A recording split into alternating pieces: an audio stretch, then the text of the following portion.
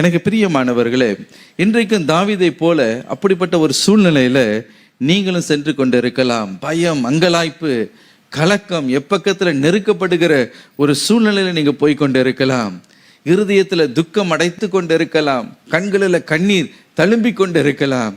ஐயோ, நான் என்ன செய்ய போகிறேன் என்று நீங்கள் நினைத்து கொண்டு இருக்கலாம். ஐயோ, என்னுடைய பிரச்சனைகள் எல்லாம் நினைத்து நினைத்து ஒவ்வொரு நாளும் நான் பெருமூச்சு விட்டு கொண்டு இருக்கிறேன்.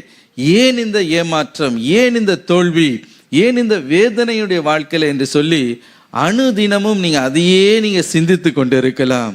கடந்த காலத்தில் நடந்த வேதனையான அனுபவத்தை அதையே யோசித்து யோசித்து அதிலே நீங்க ஆழ்ந்து போன ஒரு நிலைமையில நீங்கள் இருக்கலாம். அல்லவிட்டால் உங்களுக்கு நேரிட்ட ஒவ்வொரு அநீதிகளையும் நினைத்து இதை என்னால் கிரகித்து கொள்ள முடியல, ஏன் எனக்கு இப்படி பண்ணாங்க, ஏன் இந்த அநியாயத்தை எனக்கு செய்தார்கள், இதனால் ஒத்துக்கொள்ள முடியல என்று சொல்லிக்கொண்டு உங்களுடைய இருதயத்தில் நீங்கள் அழுது கொண்டு இருக்கலாம்.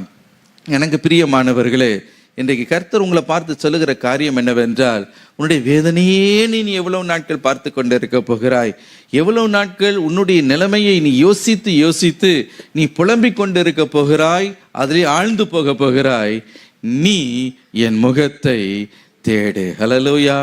அதில் பார்த்தீங்கன்னா ஆண்டு சொல்லுகிறார், யூ சீக் மை ஃபேஸ்.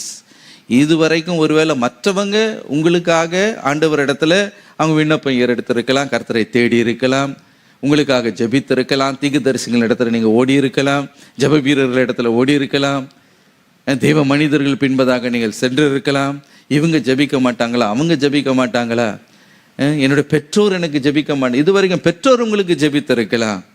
ஆனால் ஒரு குறிப்பிட்ட காலகட்டத்தில் நீங்கள் வர்றீங்க, கர்த்தர் உங்களை பார்த்து சொல்லுகிறார், மற்றவர்கள் அல்ல, நீ என் முகத்தை தேடு.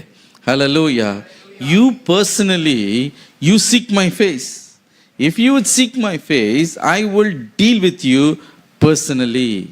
I will strengthen you personally. தனிப்பட்ட விதத்தில் நான் உன்னோடு கூட இடைப்படுவேன், நான் உன்னை பலப்படுத்துவேன், உன்னை தைரியப்படுத்துவேன், உருவாக்குவேன், அந்த போராட்டத்திலிருந்து நான் உன்னை வெளியே கொண்டு வருவேன். ஹல்லேலூயா.